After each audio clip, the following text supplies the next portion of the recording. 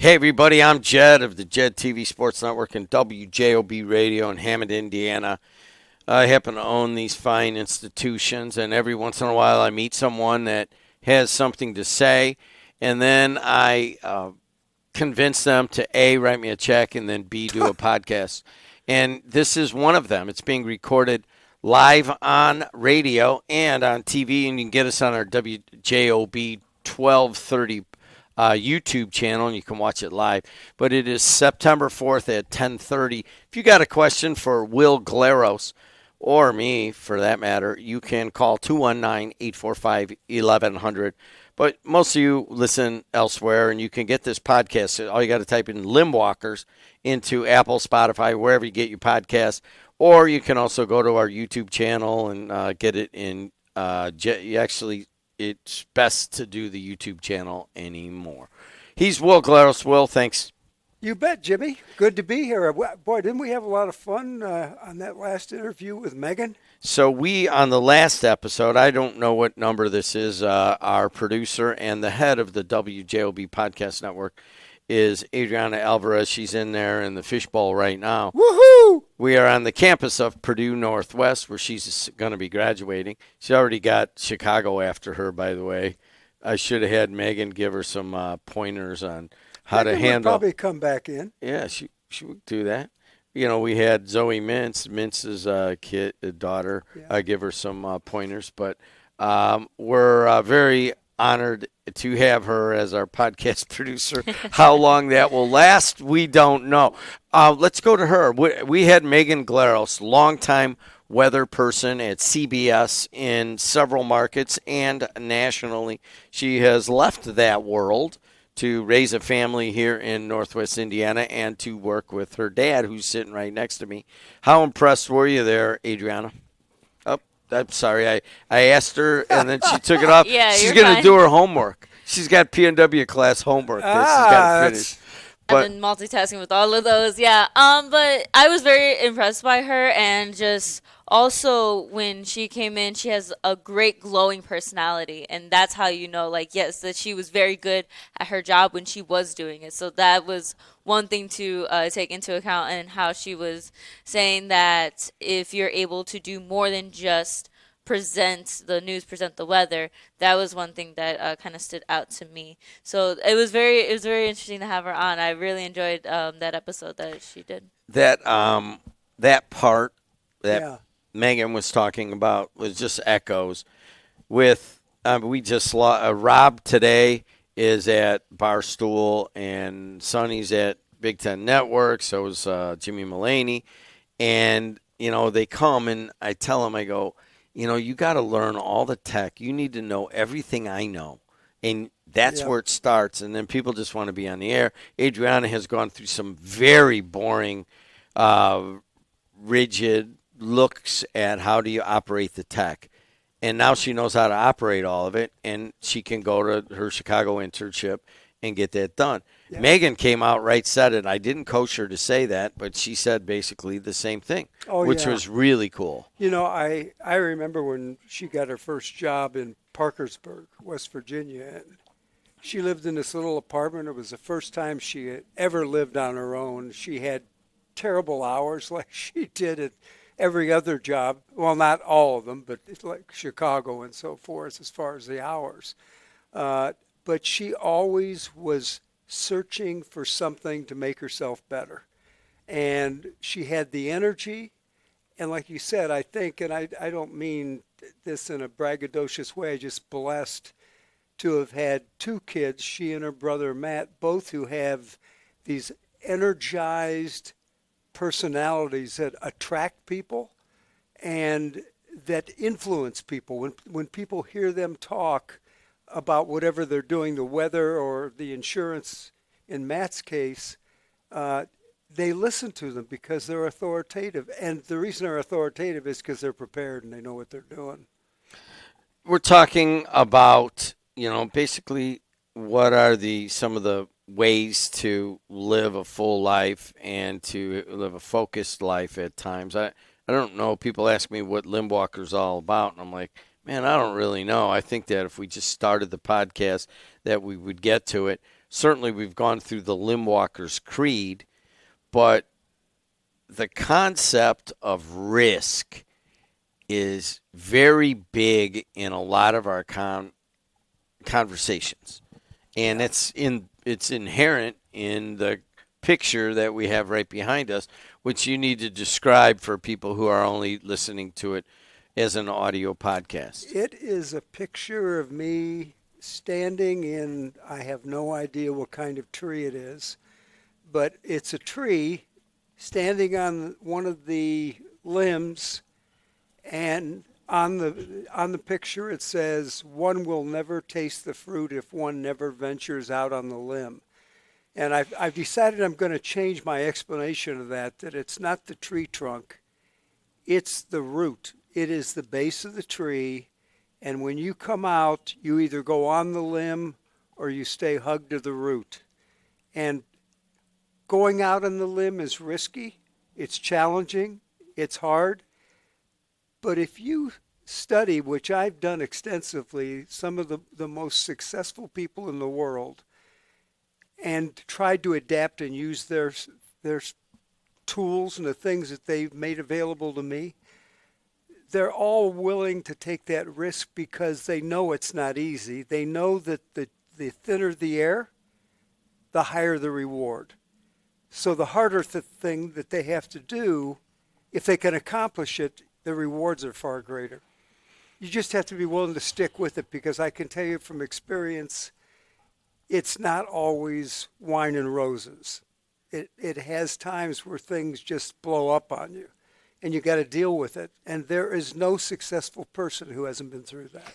I just did a podcast right before this. It's the Matt Hansen one. Every week we do the same rotation, and Matt and I talk about this at length about the difference between kind of a stable income and job and then being out there with your ass on the line all the time, at which you lived until you sold out, and he sold out. It got a nice number for his insurance, and also to keep the kids working inside of it. It's a great exit on a firm, and we talk about it. And Hanson's like, man, I've been a professor, and and it just seems like there's so much activity out in the adventure in being an entrepreneur. And, he's like, I just muse about it. He goes, I love being a professor, and this is what I do, and I'm good at it, and I love it. But, it's just, and then he asked me, well, what's it like? And I told him, actually, today, I go, well, it's actually odd that you bring that up, because I have been on my own from the day that they brought me up and Dr. Underwood spanked my naked ass, all right?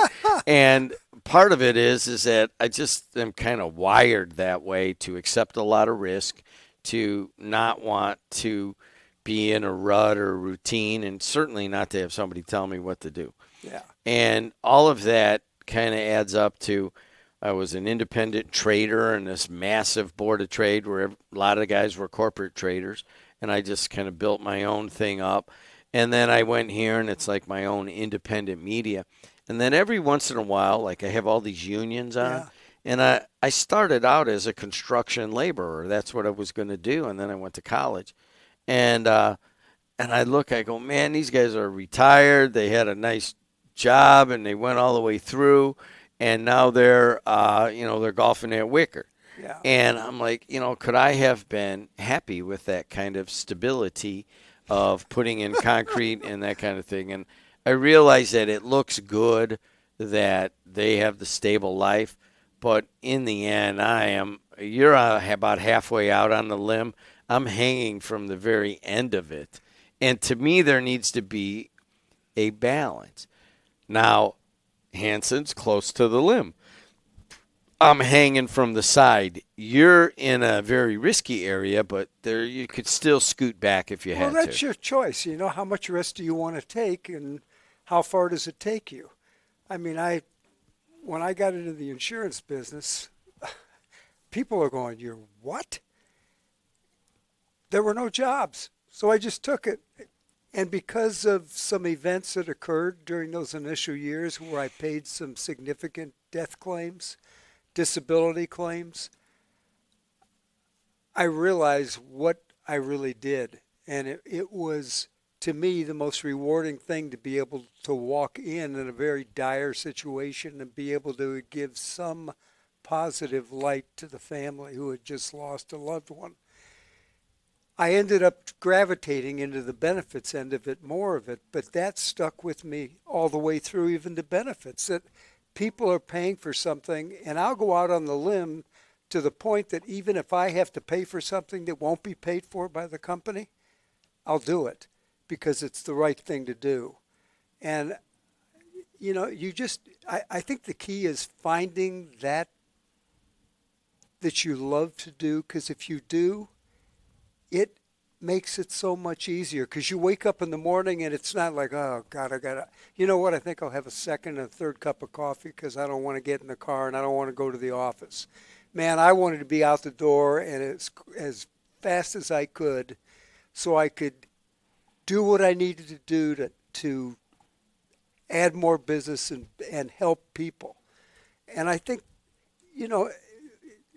if I had to pick two things that are the most important, one would be having a focus on something you love. And number two, it's having the discipline to implement in hard and in easy times and to keep going, not to get lazy, because it is equally as easy to get lazy when things are going well and just go, wow, this is great. I think I'll take an extra week off, or I'll go here or go there. And it's not that you don't have that and you're not able to do it. You can do it. That's the freedom. I can do it if I want. But you don't take the bait full. You nibble at it a little bit, enjoy it, and then continue to do what you love to do. And that's the greatest part. If you love it, you're not going back to something you hate. So you're boiling a lot of it down to love and discipline. Yeah. So we talk about the love of doing what you want, and we talk about risk and going out onto the limb. But we don't talk that much about the actual discipline. And I'm just wondering, when you talk about that discipline, to you, is it an inner discipline? Is it like, oh, I was a Marine for 6 years and now I'm out and I have this external discipline of people telling me what to do? I mean, what could you provide to, say, Adriana and say, well, you're going to go into this media career in a lot of different areas. You got a lot of opportunities, but no matter what you do, you need to carry 1, 2, 3 fundamentals of discipline with you. What would that be in your mind? Well, I think for somebody just starting out, if you're going into a business or you're trying to find a business, find what you really think you want to do, or the concept that you want to provide to a customer group out there, and focus on it. The key is to do it. Anything you're going to do, whether or not it's physical activity or it's work, if you do it for 30 straight days and put your tail into it 100%, hard work, even though you don't want to do it. You don't want to read all this extra stuff that's boring stuff, but you got to have it to graduate. Just get it done. Get it done. Anything you do in 30 days, probably more physical on that side. Once you get through 30 days, it's become a habit. And once it's a habit, you'll do it. But the key is, if you love what you're doing on top of it, that's like an accelerant. It just lights you on fire. You go, wow, I got to meet some new people, do some new things. For me, I was blessed. I was blessed to have had the original influence of my grandfather, even though I didn't want to be in the insurance business. He was in it with Lincoln National Life, although it was called, I forget what it was called back in the 20s. But he was the #1 life insurance agent with Lincoln National Life for like 4 years, right through the Depression, because he loved what he did. It was helping people. Now, while I did not want to be in that business, I got into it, And I guess I found out what my grandfather really loved about it, and it was helping people. So finding what you love to do and self-discipline to do all the things that go with it, because it's not all collecting a check. It's, it's personal. What do you mean personal? Well, each person has to, it's personal. If you say to me, I want to be a pipe fitter or an electrician, which are noble professions. My father-in-law was an electrician with the group in Hammond, 697. 697. And his friend, oh God, what was his name? Andy, I can't remember Andy's name, but he was the business agent. But I'd see them go to work, and the things they did at City Service in those days over on Klein and up in the steel and everything, they loved what they did. Some people might say, they're just tradesmen. Bull. If they love what they do, they're providing a service just like you are as an attorney or as a banker or as an insurance guy. We're all doing things and contributing to the society in which we live. And that's the beauty of it, the opportunity to be part of this mesh of society. But for you yourself to be happy enough to be a cog in that wheel is to find something you truly enjoy doing, so you're not spending all your time complaining about it at coffee with the guys. The guys that are at the coffee shop are the ones talking about how crappy it is and how they don't want to do this and do that. I never went to coffee. If I did, it was with my boss, and that was it years and years ago, because I can't get anything done there. So I don't know. I'm just kind of babbling on, but excitedly, because I realize what a gift I was given by having had the influences around me too to kind of guide me on some of these things. So, it's you talk about the trades, and I have, if you're listening somewhere else, I have the local streaming sports network. And ultimately, it is a kind of I never really tell this story, but when I was a senior in college and I had to write an honors thesis, and I'm like, oh gosh, it looks like I'm going to get out. I make it through college. I started out as a laborer, and here I am. And it turns out I got a degree in labor theory or organizational management or whatever they called it as part of a sociology degree. And I went and I wrote my thesis on how do you establish community in labor unions, because I feel like they're always fighting amongst each other and then kind of fighting inside each other. Like how do you bring them together? And here I am 40 years later having a chance to bring together 7 different unions, locals now, electricians being one of them. I just signed the oil workers, who are all the oil workers over at BP. Yeah. And then I just signed the plumbers union, Sal Espino and the plumbers out of Maryville. And I'm like, wow, this is kind of cool. I didn't even realize it, but I'm kind of fulfilling a thesis I wrote 40 years ago. And it's got to be cool. And I didn't realize it till I was in a meeting about a week and a half ago with someone. I said, gosh, when we're doing this, all the trades are coming together and we're all getting behind high school sports on TV. And at that moment, I realized, I go, God, I wrote this thesis in 1985. So I don't think that it was conscious to me.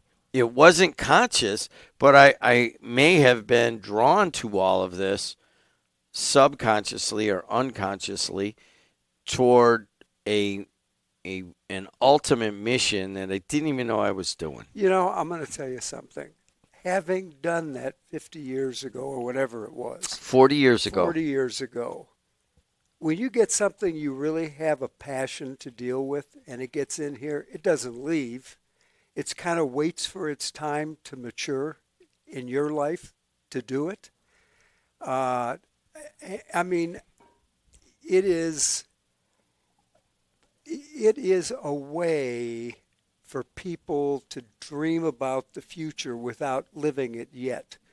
And ultimately, you'll get there. One day, I'll bring my little chart. I think you've got one here of the success. The idea that when you get a conscious thought, it goes into your brain to your subconscious, never leaves. And then your mind percolates on it over time until the right set of circumstances come together. And you decide to do something about it. And that's what's happening. That's just one thing. There may be 100 other things you've got there. I have to tell you, you amazed me the other day when we were talking. It has nothing to do with the topic except your creativity and the way I look at you as being a risk taker, and I admire you for it, is when you told me you go out to a golf course with a putter and one other club and play 18 holes in an hour or whatever the heck it is, running the entire course. Now, if that isn't the craziest, damnedest thing I've ever heard, and you got buddies that do it with you too. It's one club.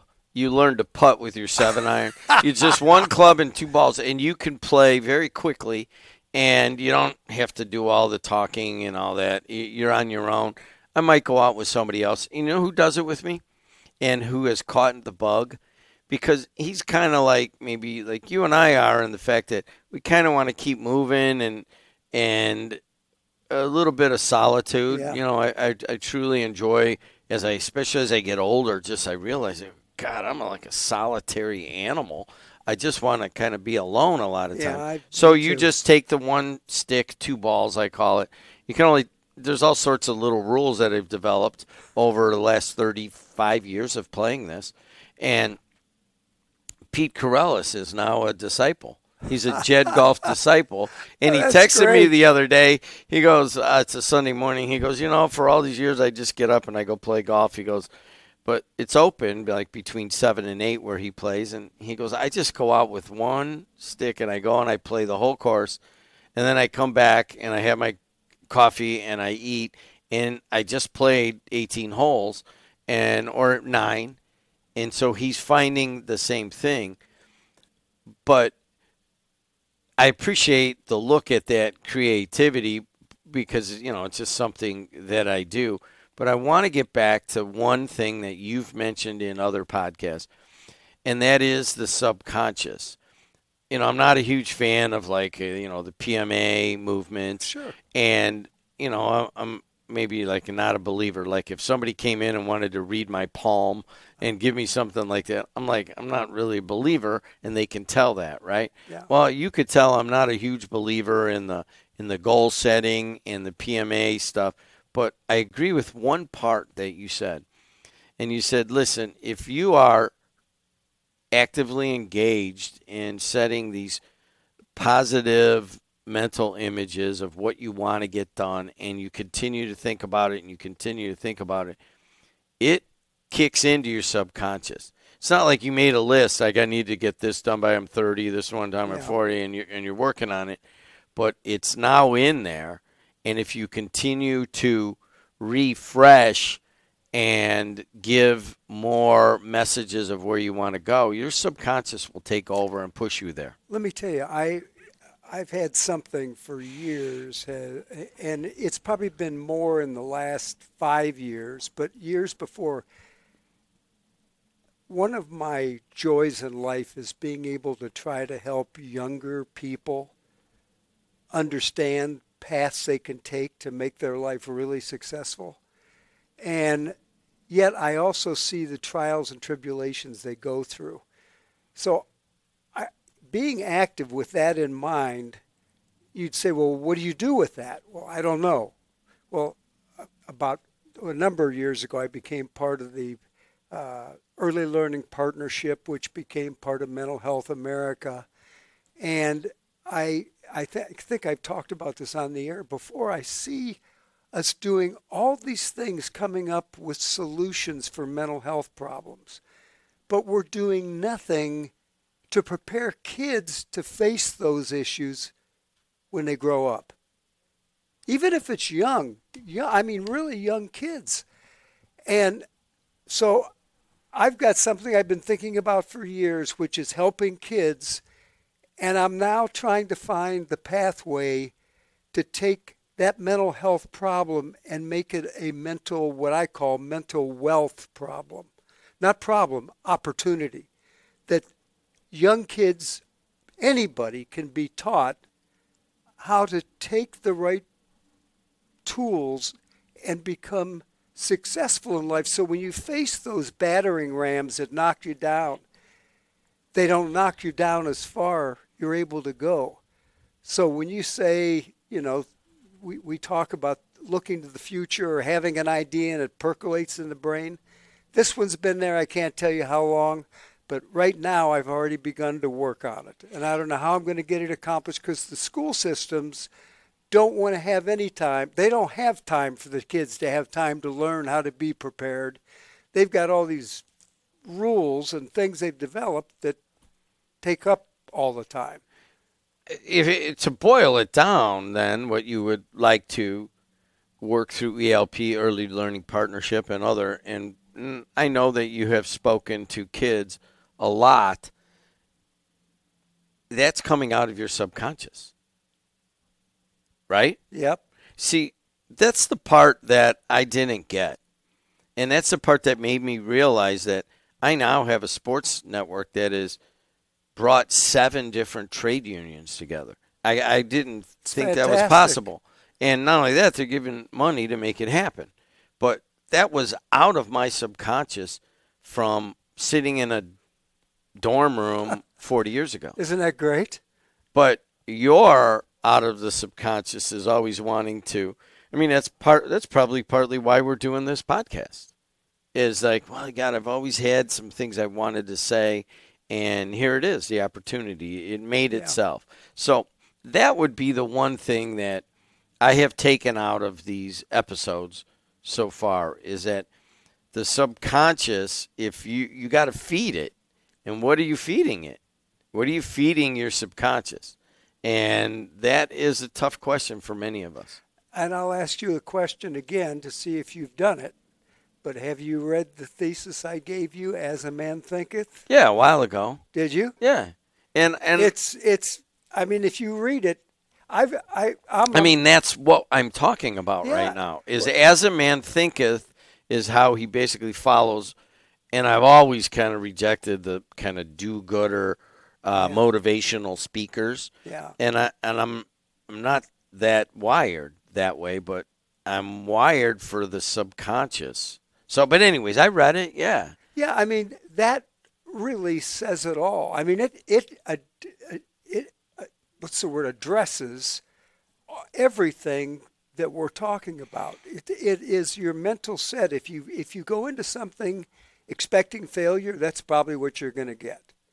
If you go in expecting success, you still may not get success yet, but you'll at least put the effort and the time into doing it. But you have to have the right mental set, and sometimes that's battered by home life, by relationships, by disappointments and everything else. But like I said earlier, you've got to be able to stand back up again. Some of the most wealthy people in the world, if you look at people, I can't even, who's the guy, Warren Buffett, he really didn't start doing this stuff until he was like 50-some years old. Half of these guys that are millionaires, billionaires, didn't finally hit it till later. But they stuck with it. And I guess the question to ask them, is it because they loved what they were doing? And where did they come up with that idea originally? You just have to keep your mind active and open to opportunity and try to close it as best you can to the negative. That's that's a whole podcast and several podcasts of close it to the negative. Yeah. Because that's so hard to do. It's especially hard right now in a world right now. Here we are recording in 2025. The pace of images and messages to all of our brains is something I started my show out 6 hours ago about like, man, how are you guys interpreting the world in a world that is filled with negative images on both Democrat, Republican, whatever it might be? And then, how do you guys interpret it? Well, today when I was driving down for the podcast, I was listening to Kennedy being interviewed by the Senate. And to me, it is an absolute waste of time because the people that are for him talk about that for what they're doing with the CDC and everything. The ones that are for him are all positive pats on the back. The ones who are against him don't let him answer any of the questions. And they just do their comment. And I'm thinking, what a waste of time. I mean, let him answer the questions. If you're going to ask a question, let him answer them. That's what you're having this panel for. But you're right, and it's negative. It's just everybody battering rather than people coming together and working together to talk and discuss. And that's what America was built on, being able to do that. We're not right now. Love for what you do, discipline, and subconscious kind of worked its way in there. Yep. That'll be the name of this podcast episode. This has been another Limbwalkers podcast with Will Glaros. I'm Jim Deedlow, owner of Jed TV Sports Network and of WJOB Radio here. We've been recording from Hammond, Indiana in 2025. Thanks a lot, Will. You bet, Jimmy. Thank you. It goes quick. Thank you, audience, for listening. It goes quick, doesn't it? It does. All right.